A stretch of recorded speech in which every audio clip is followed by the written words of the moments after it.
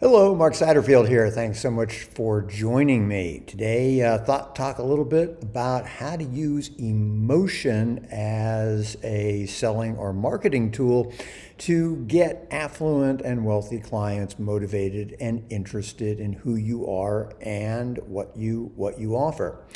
Now, we know that in many cases, not all, but many cases, people buy on emotion and then justify it with facts. And you see this time and time again, especially in the luxury space. I mean, for example, I drive a Mercedes SL, and it's a great car. I love it. It's a convertible. It's one of the few, if not only, hardtop convertibles. It is just a dream to drive. Although when it's 93 degrees like it is here today in Pinehurst, you don't want to put the top down.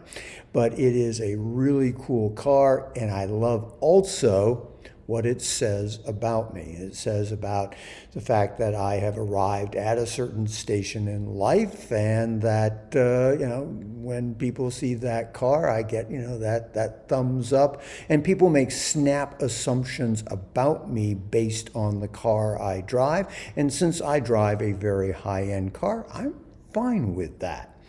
But I bought the car, truth be told, largely for emotional reasons. And your clients will buy largely based on emotional reasons. And the reason I'm saying this is whether you are a luxury real estate broker, whether you're a financial advisor, whether you're a cosmetic dentist, whether you are a art dealer, what we want to try to do is to figure out what are the emotional hooks, what are their frustrations, and then how can we communicate without going overboard and getting silly about it, but how can we communicate that emotional reality that will resonate with them, what their house would look like with the art, where would they put it, what emotions does this piece of art communicate to you? How do you think this house would fit with your lifestyle? How would you say this house compares to other houses that you've lived in the past? How would you say that this house compares to your dream house? What aspects of this house compare to that dream house? Can you visualize yourself living here?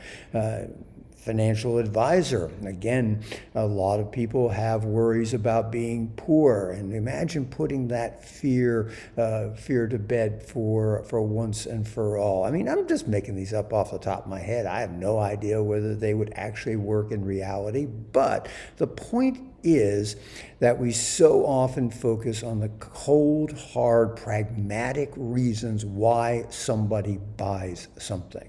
And sure, we want to include that in our sales presentation. But what is so often overlooked is what are the underlying emotional components that would drive someone to make a certain purchase. What kind of lifestyle do they want to live? What kind of fears are they trying to overcome? What are their aspirations, their wants, their hopes? The more that you can drill down on that, the more that your both one-on-one presentation and all your marketing copy is going to be richer and more and will resonate more with your target audience.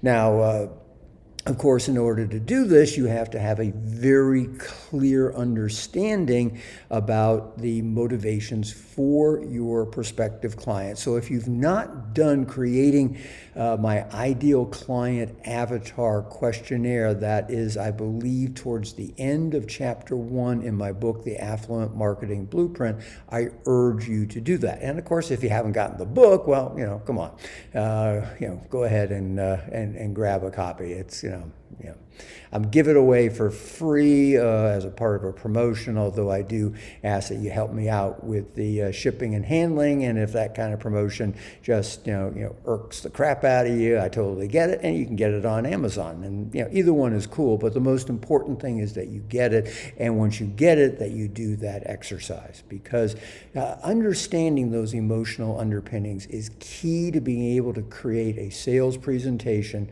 whether, as I say, done one-on-one or on your website, in your social media, what have you, that will get that ideal prospect to raise their hand and express that interest in you.